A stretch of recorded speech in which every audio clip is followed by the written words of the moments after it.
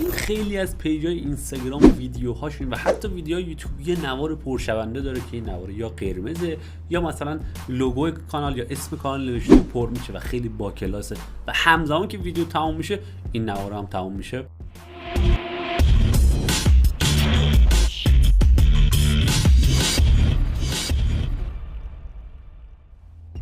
امروز میخوام این آموزش رو براتون بدم. قبلش دکمه سابسکرایب بزنید، ای کامنت بذارید که چه آموزشی رو بیشتر دوست دارید تو حوزه موبایل. حتما براتون میسازم تو هفته‌های آتی و تو همین هشتگ رو توی رو اولویت قرار بدید. چرا؟ چون واقعا کامنت هم زیاد شده و نمیرسم همه رو جواب بدم. مرسی، بریم سراغ آموزش.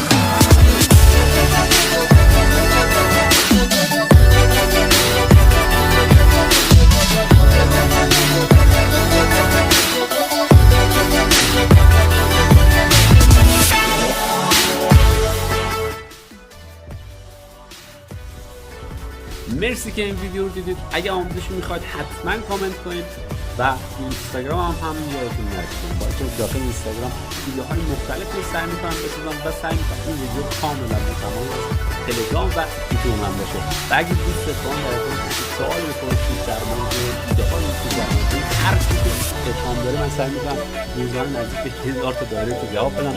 تایم زیادی ازم میگیره ولی تا وقتی میذارم جواب میدم. در خدمتتون هستم. الله کنه باشید.